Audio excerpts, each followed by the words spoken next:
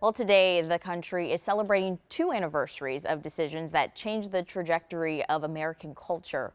20 years ago today, Massachusetts issued the first marriage licenses to same-sex couples. Other states soon followed. It was the catalyst leading to the Supreme Court decision 11 years later, allowing the marriages across the country. And today also marks the 70th anniversary of the Brown versus Board of Education ruling. The Supreme Court decided racial segregation in schools is unconstitutional. And in the years that followed, the Little Rock Nine and Ruby Bridges made history as the first people to put that ruling into action, giving momentum to the civil rights movement.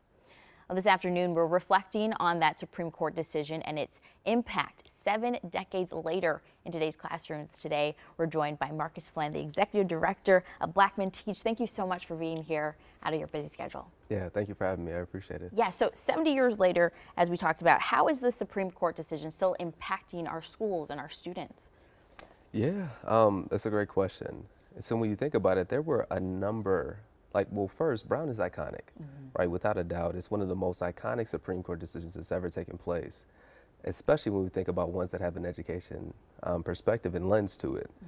But there's a lot of things we don't know and understand about Brown fully, and I think one of them is how massive the resistance and pushback to Brown was, right? We talked about Ruby Bridges and the Little Rock Nine, but I don't think people understand.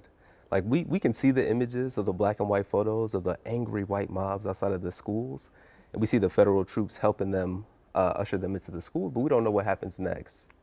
Like in the case of Ruby Bridges, you have this 6-year-old who's integrated into this school, but all of the white classmates that she have are taken out, they withdraw. So the entire school year, it's her and her teacher in the classroom.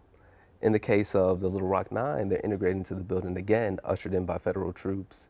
But once they get there, the governor is so opposed to school integration that he decides to not fund public education or public schools in Little Rock the following year.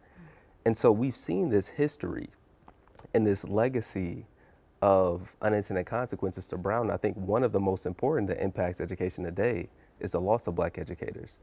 You see a loss of about 38,000 black teachers following Brown, and you see thousands of black principals. It's estimated up to 90% of black principals lost their positions following Brown. And so in these 7 decades that have followed, we've never seen a single state that's kind of approached the same proportion of teachers that we have prior to Brown's ruling. For sure. And you speak about black teachers and male black teachers. How is the lack of male educators in Minnesota, how is that related to the case? Oh, yeah. So we see across the country, black educators represent about 1.3% of all teachers. In the state of Minnesota, it's about half of 1%. So we have this incredibly small population and pocket of black teachers doing the work. And I think our organization exists as one that's trying to really realize the true vision of Brown. We're trying to manifest what they were envisioning. And so we're trying to undo those consequences by helping support more black men coming into the classrooms. Thank you so much for all the work that you do. It's very great to see you working and making our community better. We'll be right back.